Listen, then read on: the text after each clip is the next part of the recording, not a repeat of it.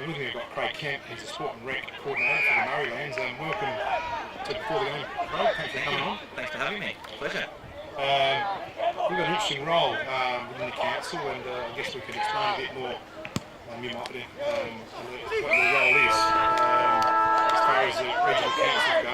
Yep. And what you're setting out to achieve. Yeah, definitely. So I work for an organisation called IMPAC, which is the Integrated Murraylands Physical Activity Committee. And they're a collaboration of the 5 councils in the Murraylands, so Royal City of Murray Bridge, Coorong, Mid-Murray, Southern Valley, and Karoonda. I think Jimmy's got a slide he's going to put up for that, aren't you, Jimmy? Fantastic. Yeah, so it's a partnership between the 5 councils, which is the history of it. Was sort of implemented around 20 years ago. So a lot of people probably don't know about it because they've been working, I guess, behind the scenes. But there's a member from each council that sits on an executive committee, and they have been, I guess, behind stuff like Star Club, Healthy Murraylands, stuff like that. You probably would have Star Club. Yeah. So essentially, Star Club is no longer anymore. A lot of people ask about Star Club. You can't access that still through a different portal on the Office of Sport and Rec called Game Plan. But yeah, they were good enough to, I suppose, win some money through the government, through the Active State Collaboration Grant, and then that was able to finance my role and the programs that we were able to implement. Okay, the programs that impact, what sort of recent success have you had, and what's going on in that space? Yeah, so we've got 2 flagship programs. The first of those programs is the Daughters and Dads program, which is a program, as it says, for dads and their daughters, based around evidence that suggests that if dads are involved with their daughters early on in their physical activity careers, then they're more likely through teenage and adulthood to continue. We've implemented one of those programs so far down in the Southern Valley at Pinaroo. We had Beck Najalki, who was the facilitator down there. Beck plays A reserves for the Suns. We had 14 dads with their daughters that went along to that program. They said it was really good, so they learned stuff around gender equity in sport, and then physical activity, sports skill acquisitions, that sort of stuff. So yeah, it's been a really good program. Looking to implement some of those, so we're looking for any facilitators that are out there. If you've got a coaching, a teaching background, anything like that, just have a passion in that area. We're looking to do one in Murray Bridge, one in the Coorong Council, possibly in Tailem Bend, and then one with the Melbourne Sporting Clubs. And tell us about Strength for Life, Craig. That's another one that you guys have been working on. Yeah. So Strength for Life it's been really successful. So we've got about 8 centres for that, spread right across the Murraylands, and it's a strength and balance program and fitness for males and females that are 55 years or older. So I think Jimmy's going to put a tile up. So you can, so you can scan that QR code if you're sort of watching this online now or later on, and that'll take you straight directly to one of those centres where you can register.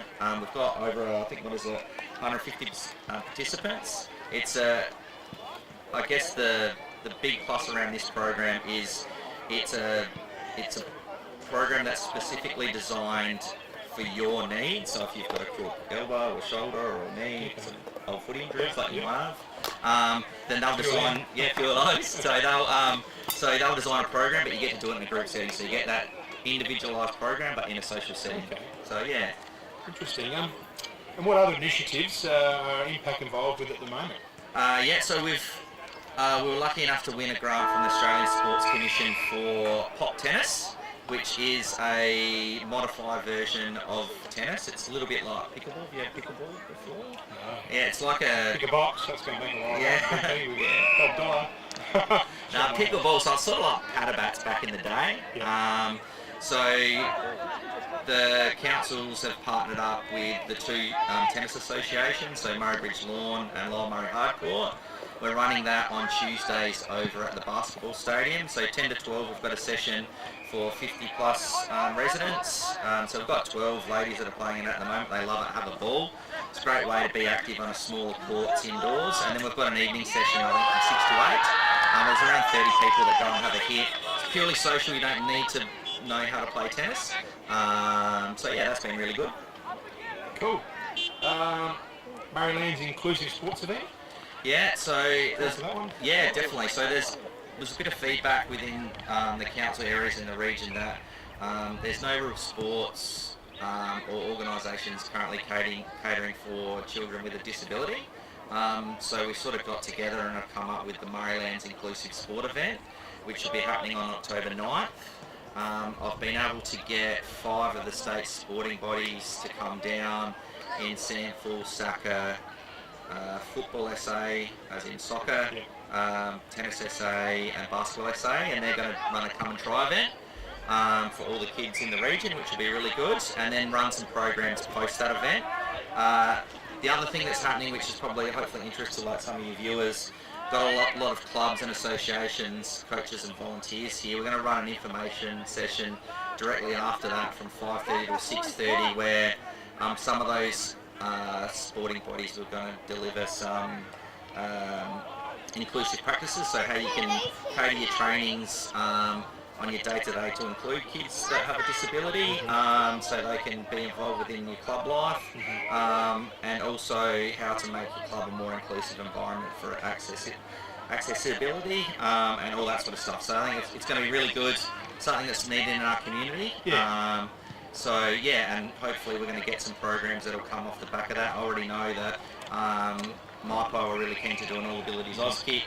Hot tennis isn't inclusive. The basketball are doing some stuff in that space.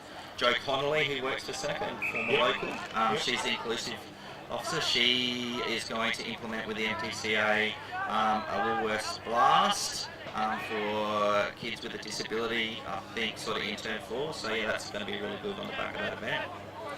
Sounds like there's heaps happening. Yeah, I'm busy now. In the inclusive space, and I tend to concur with you. You look around the footy grounds and a lot of the families that would certainly love to be involved in that type of thing. They come here every week anyway, so good opportunity for those.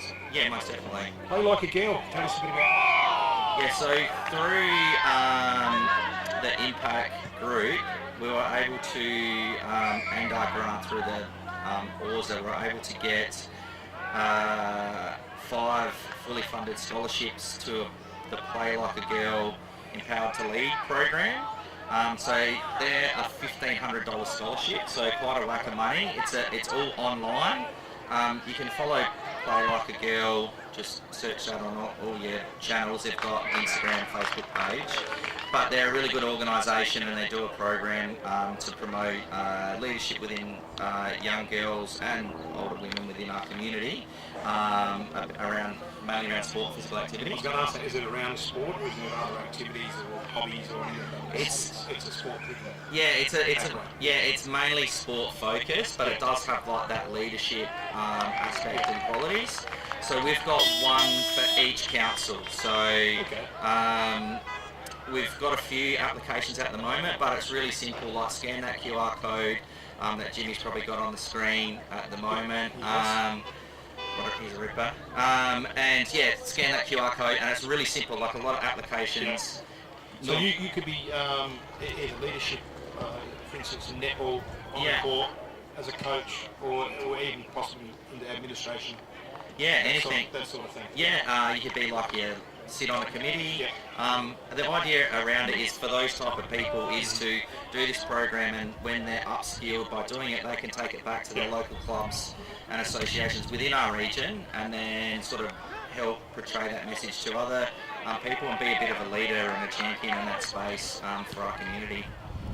That's brilliant, and since Jimmy's taken the slide off, just some half Armfield TV and review. Thanks for coming on, Craig, and thank you. Expanding on what's on your portfolio, a fair bit on your lap there at the moment, but there's nothing else you wanted to cover? Well, there is something, but I can't go. I can't go too much. It's embargoed at the moment, but we do have an event that's coming. It's going to be massive in October. So I can't give you too many details. It's to say keep October free and stay tuned on all your local council social media, socials, and will be some details released for that soon. But it's going to be really great for our region. Exciting time. Well, that wraps us up here, but thanks for your time, Craig. No worries, thank you. Hopefully everyone got a little bit out of that and can take something back and support some of those events. It's pretty busy and pretty exciting. Yeah, thank you for the opportunity. I appreciate it. No worries, back here, guys. Thank you.